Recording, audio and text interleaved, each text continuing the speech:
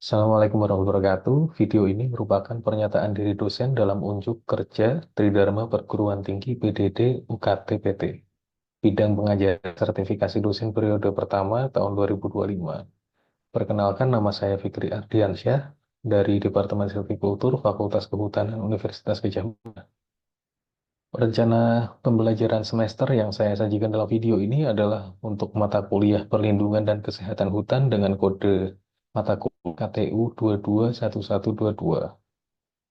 Mata kuliah ini merupakan mata kuliah wajib bagi mahasiswa program studi S1 Kehutanan Universitas Gadjah Mada dengan prasyarat yaitu mata kuliah Silvikultur KTU 2021 dengan bobot mata kuliah yaitu 2 SKS ditempuh pada semester pertama.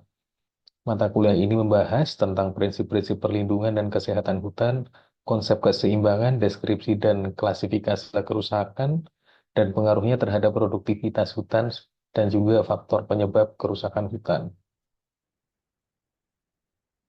Mata kuliah ini menjadi prasyarat pada semester selanjutnya untuk mata kuliah praktikum perlindungan dan kesehatan hutan. Berikut merupakan capaian pembelajaran dari mata kuliah ini. Yang pertama adalah mampu menguraikan konsep umum perlindungan hutan. Yang kedua, mahasiswa mampu merumuskan peranan positif maupun negatif terhadap keseimbangan biologis dan kelangsungan hidup komunitas. Yang ketiga, mahasiswa mampu menyusun daftar kerusakan hutan serta macam bentuk kerusakan hutan, baik itu biotik dan abiotik. Keempat, mahasiswa mampu menunjukkan dan membuat informasi gejala dan tanda untuk menduga penyebab kerusakan aman. Yang kelima, mahasiswa mampu menguraikan ciri kerusakan hutan, keuntungan, kerugian yang disebabkan karena kebakaran dan pengembalaan. Berikut adalah silabus mata kuliah terdiri dari 16 pertemuan secara total.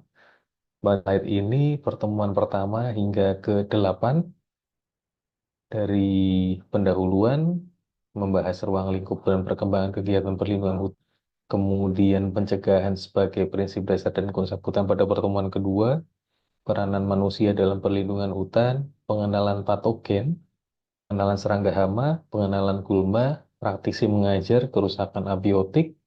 Jadi kami mengundang praktisi dari perusahaan pun dari instansi eh, yang berkaitan sebagai narasumber dalam kuliah umum. Yang terakhir, atau evaluasi pengganti UTS, yaitu adalah peluncuran Team Based Project dengan topik identifikasi gangguan biotik, penyakit, hama, dan gulma pada jenis tanaman komersial.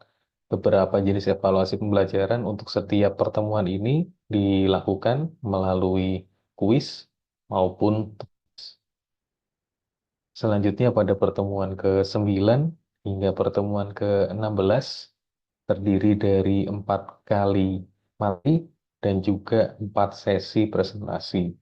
Pada 4 kali sesi materi terdiri dari pengenalan kerusakan abiotik karena faktor lingkungan, pengembalaan ternak dalam hutan, konsep kebakaran hutan, dan praktisi mengajar untuk bagian kerusakan antroposentrik karena kebakaran hutan dan lahan.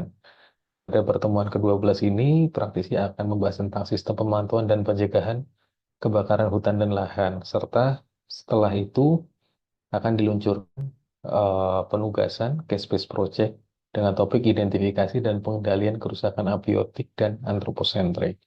Evaluasi pembelajaran pada sesi materi ini dilakukan melalui kuis dan juga tugas secara berkelompok. Pada 4 sesi terakhir, pertemuan ke-13 hingga ke-16, dilakukan presentasi kelompok untuk tim based project sebanyak 2 kali dan juga based project sebanyak 2 kali. Sumber penilaian pada 4 pertemuan ini dari hasil presentasi dan juga hasil diskusi. Metode pembelajaran yang digunakan pada mata kuliah ini, yang pertama student center learning, jadi pembelajaran dengan bersumber dari mahasiswa, berbagai sumber. Kemudian yang kedua adalah problem based learning, atau dilakukan secara berkelompok. Jadi mahasiswa diberikan suatu uh, cara atau metode untuk mengidentifikasi permasalahan dan juga menyajikannya atau mempresentasikan kembali dalam tim based project tersebut. Yang terakhir adalah case based project atau disingkat dengan CBL. Ini dilakukan secara berkelompok juga. Mahasiswa diberikan suatu contoh kasus atau studi kasus, kemudian untuk dirangkum dan ditelah bagaimana untuk solusi pencegahan maupun pengendalian berdasarkan sesi materi yang telah dipelajari pada pertemuan sebelumnya. Untuk akses materi dan bahan pembelajaran, mata kuliah ini menggunakan platform pembelajaran MOOC atau Mass Open Online Courses. Di sini platform yang digunakan adalah ELO yang dikembangkan oleh Universitas Gadjah Mada. Berikut ini adalah contoh tampilan untuk MOOC untuk user interface yang kami kembangkan. Untuk mata kuliah ini diampu oleh 4 dosen secara paralel. Yang pertama adalah Profesor Dr. Sri Rahayu, yang kedua adalah Dr. Ananto Triyoko, yang ketiga Dr. Insinyur Musya, dan juga saya sendiri, Fikri Ardiansyah.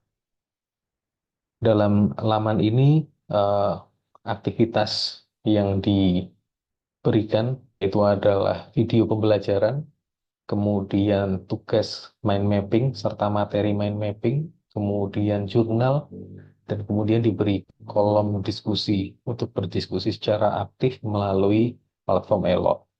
Kemudian penilaian baik kuis, tugas, proyek mandiri, dan juga keahlian dinilai secara sistem pada platform ELO ini. Untuk komponen penilaian dan nilai akhir seperti tersaji pada slide, terdiri dari 5 komponen. Yang pertama adalah kuis dengan proporsi 10%, tugas 15%, aktifan 10%, tim atau problem based project 35%, dan juga case based project 30%. Penilaian ini tidak hanya sumber dari dosen pengampu, tetapi juga dilakukan peer assessment atau penilaian antar sesama mahasiswa pada komponen penilaian tugas, kemudian tim atau problem based project, dan juga case based project. Untuk perumusan nilai akhir, eh, mengacu pada tabel 2 ini, harkat yang diberikan dinilai dengan huruf A sampai dengan E.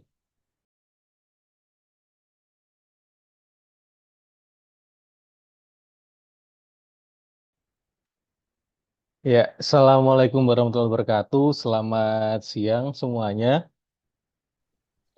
Siang, Mbak. Ya, eh, pada pertemuan kali ini kita akan membahas tentang kebakaran hutan ya. Sebelumnya eh, kita kan sudah membahas bagaimana gangguan hutan yang disebabkan oleh faktor biotik, kemudian faktor abiotik. Nah, kali ini kita akan membahas bagaimana gangguan atau ancaman terhadap kerusakan hutan yang bersifat antroposentrik atau umumnya disebabkan oleh manusia. Seperti itu. Oke, saya akan eh, share screen terlebih dahulu. Apakah sudah terlihat di sini? Sudah, Sudah, Kak. Kak. Sudah, Sudah. Pak. Ya. Oke, terima kasih. Oke, pada pertemuan kali ini dengan topik kebakaran hutan ada 2 topik bahasan utama. Yang pertama adalah elemen dalam proses kebakaran hutan, kemudian klasifikasi kerusakan akibat kebakaran hutan. Setelah mengikuti perkuliahan pada kesempatan kali ini, teman-teman diharapkan bisa menjelaskan elemen yang terlibat dalam terjadinya kebakaran serta mengklasifikasikan kerusakan akibat kebakaran hutan. Jadi, mengapa kebakaran hutan itu bisa terjadi, kemudian kerusakannya bisa diklasifikasikan sebagai contoh yang sederhana dari yang ringan sampai yang berat, seperti itu.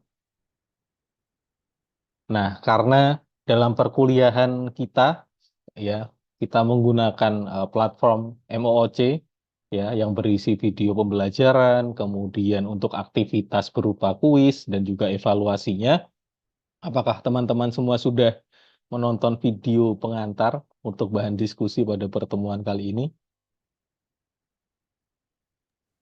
Ya, Sudah, Pak. Pak. Sudah ya? Oke. Ya, baik, terima kasih. Jadi, eh, dari video yang teman-teman sudah saksikan ya di platform Elo atau di platform YouTube, ini mungkin ada salah satu atau salah dua yang akan eh, menjelaskan kepada teman-temannya di sini kita diskusi bersama apa sih yang bisa dipetik dari video tersebut, yang ditangkap apa?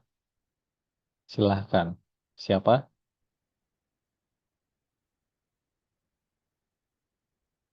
Iya, Pak. Kan di video tadi yang saya tangkap itu kan kalau kebakaran hutan itu kan berarti dia melepas gas-gas emitter rumah kaca ke atmosfer ya. Berarti apakah kebakaran hutan itu juga menjadi salah satu penyebab perubahan iklim, Pak? Ya, oke. Jadi kaitannya dengan asap yang dilepaskan ke atmosfer, kemudian terjadinya perubahan iklim seperti itu ya, Mbak Galuh ya. Ya, jadi memang kebakaran hutan itu biasa dikenal juga ya ada satu prosesnya namanya adalah proses oksidasi gitu. Dan itu memang menghasilkan emisi atau gas yang kita kenal sebagai gas rumah kaca gitu karena hutan itu sebetulnya tersusun dari komponen karbon. Nah, ketika kemudian ada api, karbon itu akan dilepaskan menjadi emisi gas rumah kaca atau karbon dioksida seperti itu. Mungkin ada lagi apa yang ditangkap atau setelah menyaksikan video tersebut? Baik, Pak. Kalau yang saya tangkap dari menonton video tadi, ternyata semakin menguatkan ya bahwa sebagian besar kebakaran hutan yang terjadi di Indonesia itu sebagian besar disebabkan oleh salah satunya adalah faktor dari eh, manusianya ya, Pak ya. Ya, betul. Ya, jadi memang eh, kalau apa namanya ada asap gitu kan, ada api gitu kan. Nah, api ini siapa yang kemudian menyulut? Kalau tadi sebagian besar oleh manusia, tapi sebetulnya tidak hanya oleh manusia saja, tapi ada juga faktor alam yang bisa men-trigger kebakaran itu sendiri. Nanti akan kita bahas lebih lanjut. Ya, mungkin eh, itu ya. Jadi sedikit banyak teman-teman sudah bisa menafsirkan apa sih kebakaran hutan, apa yang terjadi, dampaknya seperti apa dari video yang sudah ditonton tersebut. Nah, selanjutnya ini ya, jadi ini merupakan pengantar di awal ya. Kalau kebakaran itu pasti ada apinya, seperti itu. Kemudian kebakaran hutan, ada api, ada ekosistem hutan.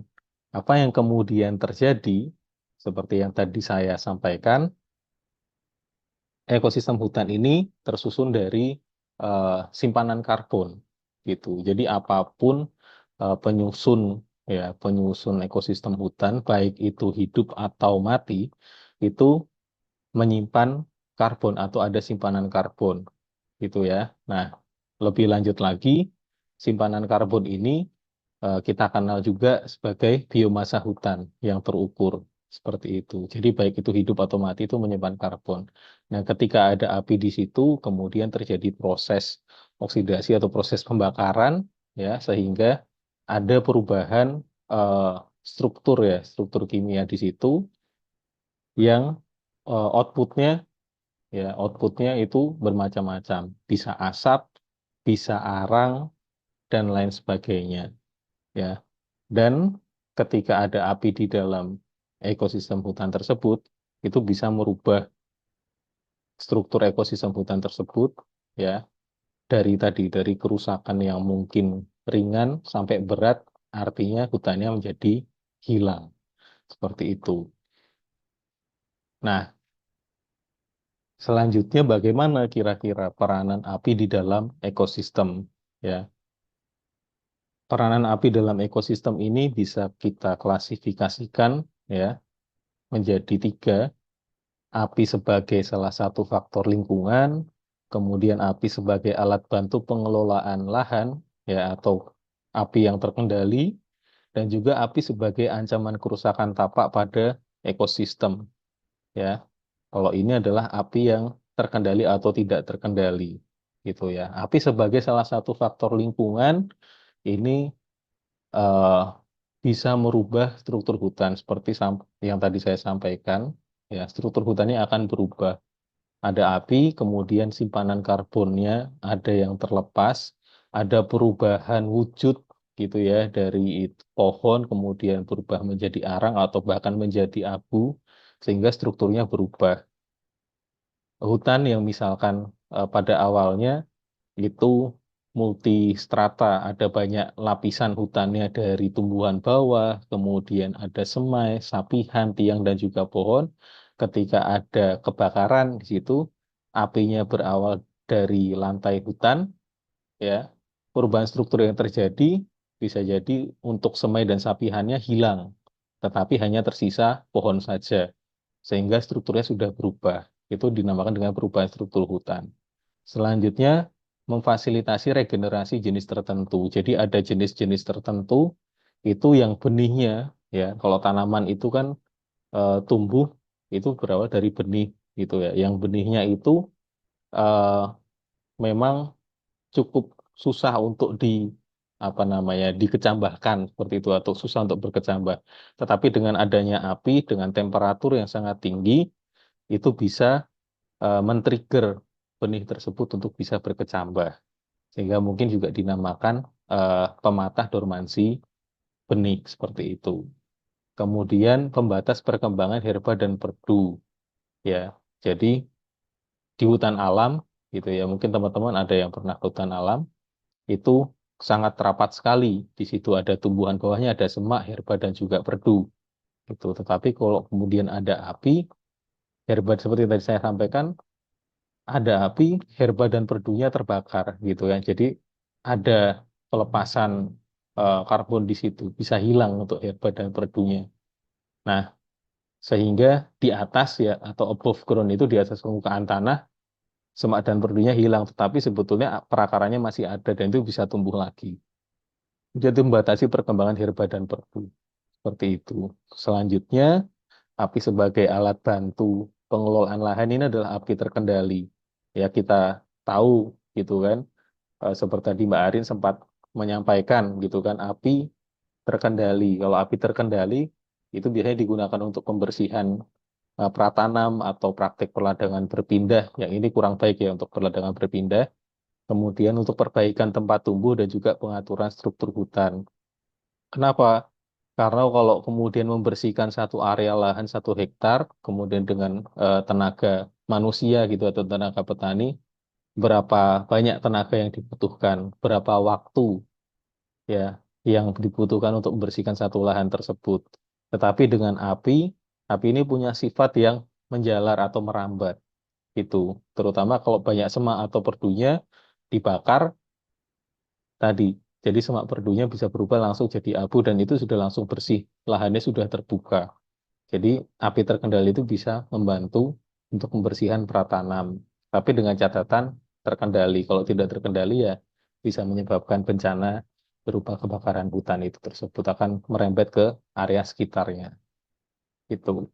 Kemudian yang ketiga sebagai ancaman kerusakan tapak pada ekosistem, ini eh, api itu bisa merusak vegetasi gitu ya. Ketika tanaman itu terbakar, bagian kulitnya akan apa namanya hilang, itu berubah menjadi arang, kemudian ada bagian tanaman yang terbuka, itu juga bagian kambiumnya bisa mati, kemudian untuk tanaman-tanaman yang masih semai, kemudian sapihan, itu juga bisa mati, kemudian untuk tanaman yang lebih tinggi, jika apinya pun juga cukup tinggi, itu bisa mematikan bagian tajuknya atau daunnya. Kemudian penurunan kualitas tapak, ya, itu yang tadinya area tersebut dinilai subur atau cocok untuk pertumbuhan tanaman akan mengalami perubahan sifat fisik atau kimia sehingga tidak subur lagi. Kemudian ada penurunan fungsi hidrologi juga, kapasitas apa namanya tampung airnya itu juga berubah seperti itu. Nah, sampai sini ada yang mau ditanyakan?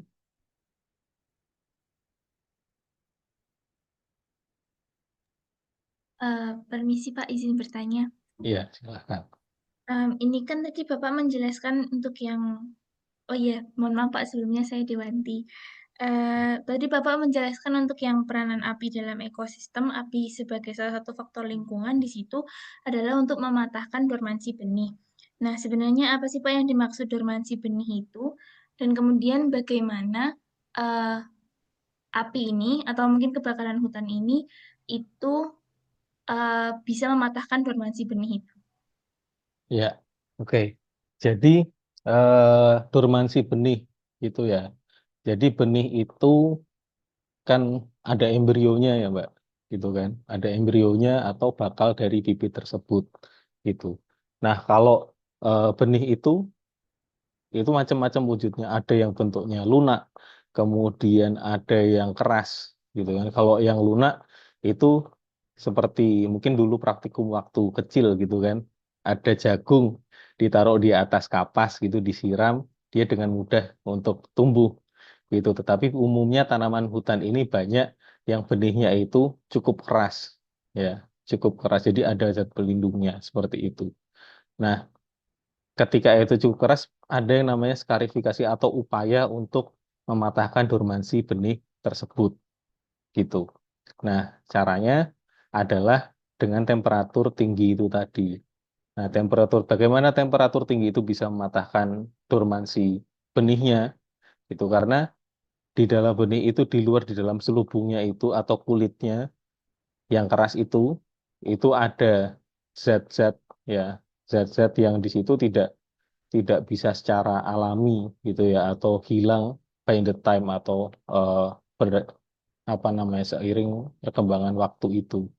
Jadi temperatur tinggi itu apa namanya, menguapkan ya, ya. Jadi senyawa yang ada di situ itu jadi menguap, terus kemudian jadi hilang, sehingga lapisannya pun juga menjadi lebih rapuh seperti itu. Jadi embrio yang di dalamnya itu bisa mendapatkan air, yang kemudian airnya itu bisa merembes masuk ke dalam embrionya itu sehingga terus kemudian dormansinya patah gitu. Kalau kondisinya keras, airnya nggak bisa masuk, nggak bisa mencapai embrio, ya tidak terjadi perkecambahan seperti itu. Itu Mbak Uma. Oke, siap Pak, Mas. terima kasih atas penjelasannya. Ya, baik, kok kita lanjutkan ya. eh Selanjutnya, bagaimana dampak ekologis api di dalam hutan? Nah, ini bergantung pada lama nyala api tersebut. Ya, durasi api tersebut bagaimana? Ya, lama sekali sampai 1 hari, 2 hari, atau bahkan lebih, atau hanya 1 hari itu aja. Itu dampaknya akan berbeda.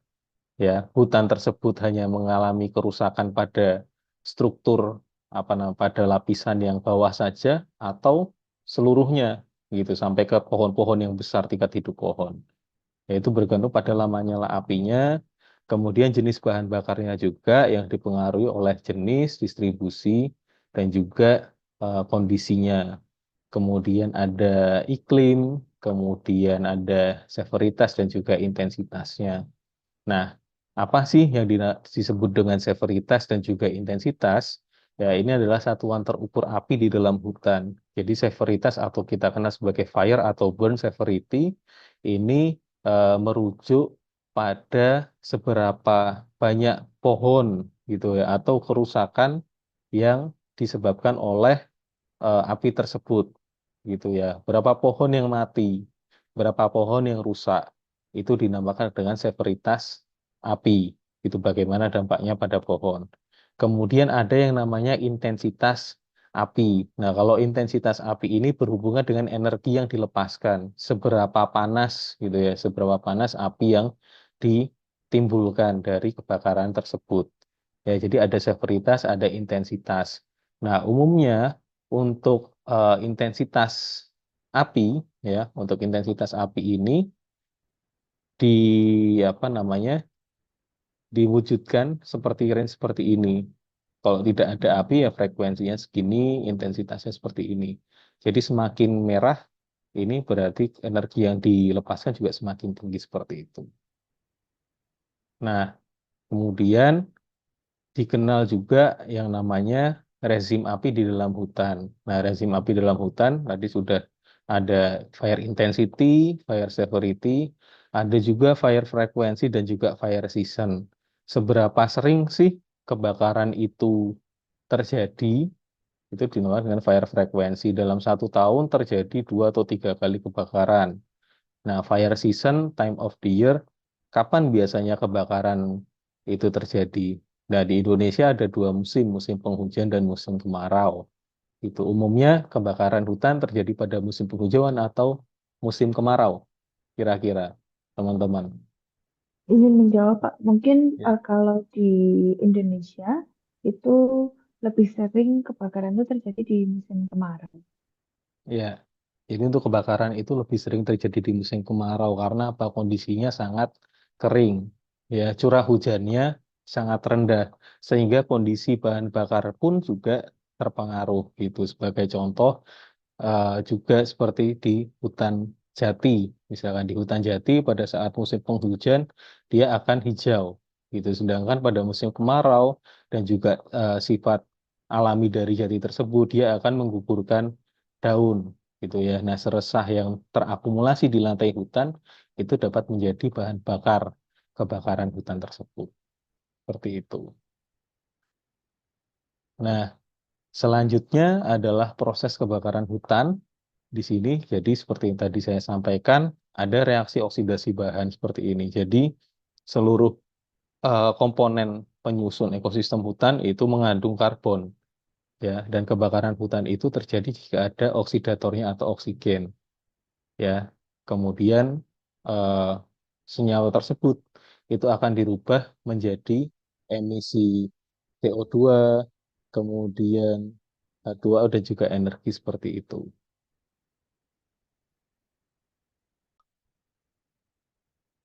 Ya, baiklah. Jadi itu ya yang apa namanya sudah kita bahas gitu kan dalam pertemuan kali ini tentang kebakaran hutan ya. Jadi bagaimana kebakaran itu terjadi, kemudian bagaimana kita mengklasifikasikan kerusakannya seperti itu ya.